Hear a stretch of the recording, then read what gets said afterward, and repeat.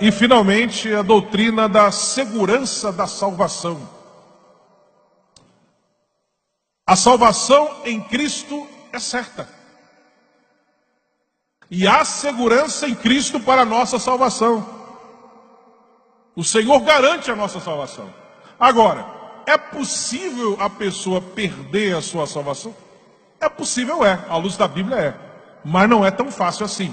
Mas é possível sim. E não por causa de Deus. Por causa da própria pessoa. Porque Deus dá todas as garantias para que a pessoa vá até o fim e seja salva, né? Porque a Bíblia fala em salvação em 3 tempos. Você vai encontrar a Bíblia falando fomos salvos. Você vai encontrar a Bíblia dizendo que somos salvos. E você vai encontrar a Bíblia dizendo que nós seremos salvos. Afinal de contas, nós fomos, somos ou seremos? Nós fomos, nós somos e nós seremos.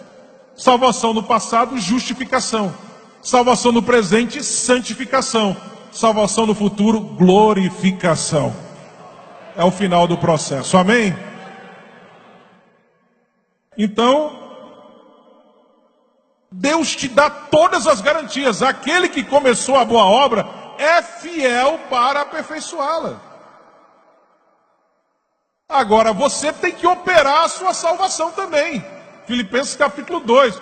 Você tem que fazer a sua parte. Mas não é com suas próprias forças, não. Deus te dá todas as condições. Para começar, foi gerado em você uma nova natureza. Antes você não tinha uma nova natureza. Agora você tem, Deus te deu. Deus te promete o auxílio dele diário. Né?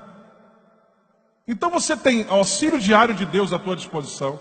Você tem uma nova natureza que foi gerada em você.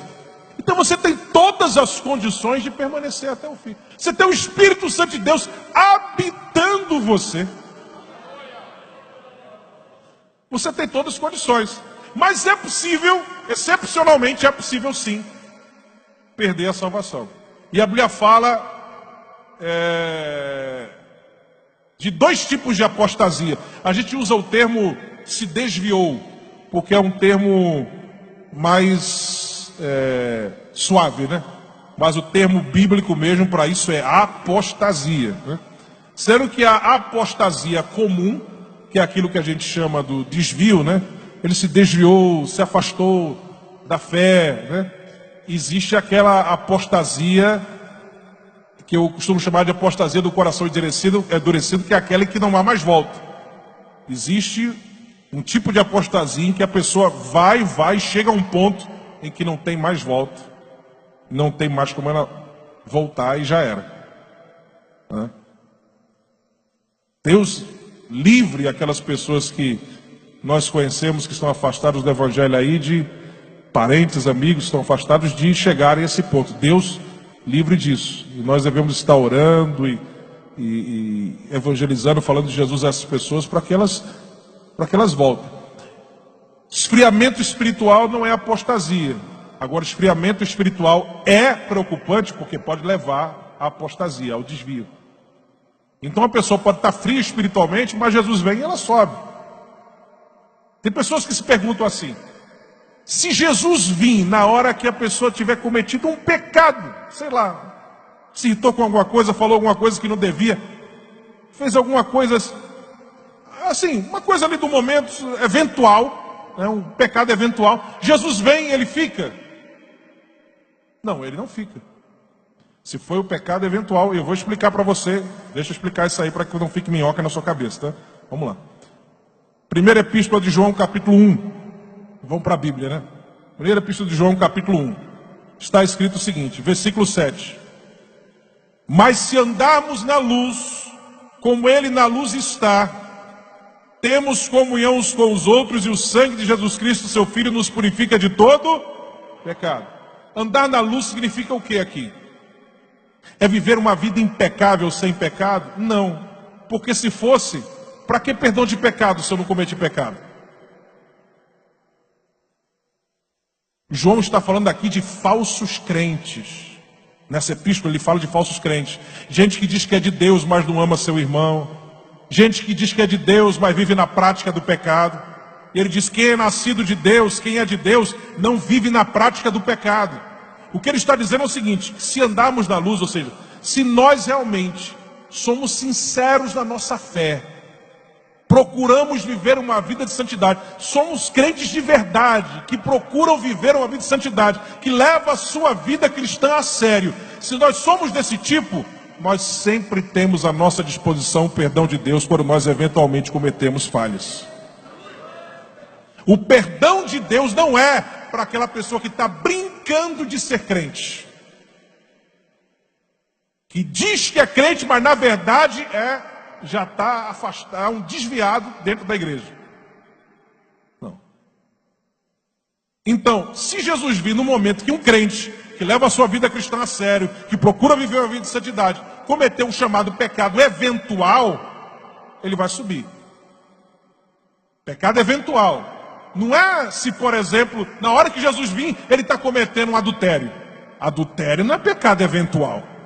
Você conhece alguém que no minuto seguinte é santo, no minuto depois está cometendo adultério? Não existe isso. A pessoa, quando chega um adultério, ela já rompeu vários limites. O Espírito Santo já falou com ele várias vezes.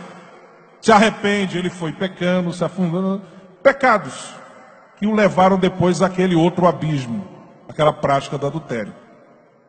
Uma pessoa, por exemplo, que está arquitetando um mal contra uma pessoa há muito tempo, né?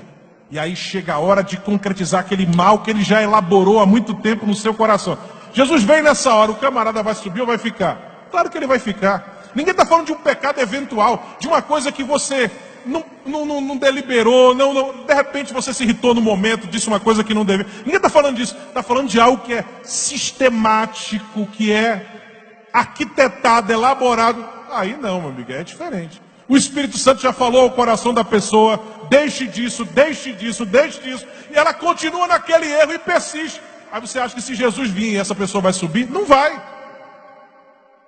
Não vai.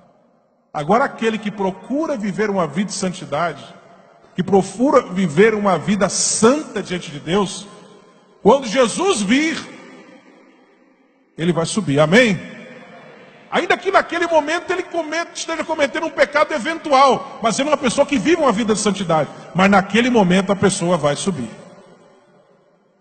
Então não é para essa pessoa que brinca de ser crente, né? Não é para o cara pensar: eu estou debaixo da graça, eu posso pecar à vontade, Deus me perdoa. Esse daí não, vai nessa. Jesus vem e você fica. Agora é aquele crente que é sincero: se andarmos na luz, como ele na luz está, aí o sangue de Jesus Cristo nos purifica de todo pecado. Outra coisa, quando você peca, o Espírito Santo já te abandona? Não. Tem gente que pensa que quando ele peca, o Espírito Santo já abandona. Já imaginou se fosse assim? Ontem de manhã você pensou uma coisa que não devia, pecou. O Espírito Santo sai de dentro de você. Você pediu perdão, ele voltou para dentro de você.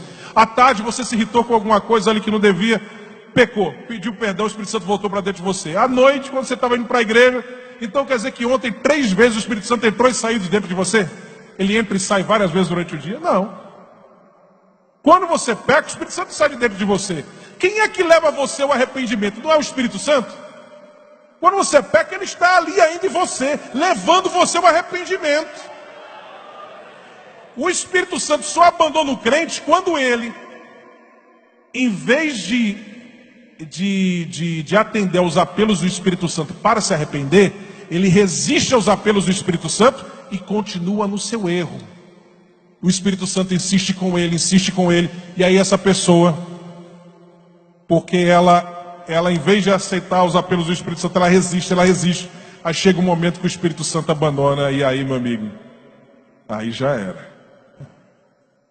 Uma das passagens mais tristes da Bíblia é quando Sansão pensa que o Espírito Santo ainda está com ele. A Bíblia diz: não sabia ele que o Espírito Santo já tinha se esvaído, já tinha ido. E olha que o caso de Sansão é um caso que você vê a misericórdia de Deus, sabe, assim, naquele limite, né? O caso de Sansão é um caso Uma misericórdia tremenda de Deus, porque veja bem, ele fez várias coisas e Deus ainda insistia com ele e usava. O Espírito Santo não tinha abandonado ele ainda. Ele tinha um voto de nazireado, ele era nazireu de Deus. E no voto de nazireado, ele tinha várias cláusulas que ele não poderia quebrar. Na vida dele, ele foi quebrando uma a uma aquelas cláusulas. Eu já estou terminando, agora estou terminando mesmo. Ele foi quebrando uma a uma aquelas cláusulas. Por exemplo, ele não podia beber bebida alcoólica, bebeu. Não podia tocar num corpo morto, e ele tocou, aquele caso do leão, você se lembra? E ele foi quebrando uma a uma aquelas cláusulas. E Deus ainda insistia com ele. Quando ele quebrou a última, tinha sobrado só uma. Qual era a última? Era do cabelo. Tem gente que pensa que o Espírito Santo foi embora porque ele cortou o cabelo. Não, é porque era a última cláusula. Ele tinha quebrado uma a uma, mas ainda faltava uma. Quando ele quebrou a última, o Espírito Santo saiu. Olha, o caso de Sansão é um caso da graça, da misericórdia de Deus mesmo, porque o Espírito Santo insistiu com ele até ele quebrar a última cláusula, para então abandoná-lo.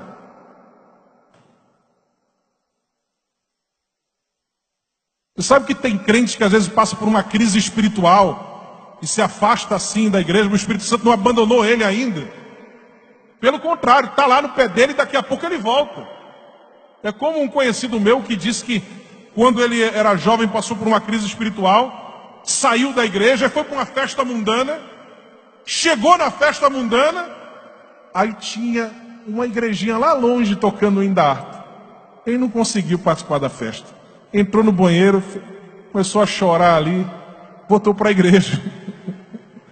O Espírito Santo tinha ainda desistido dele não. Aliás, Deus não desiste de você.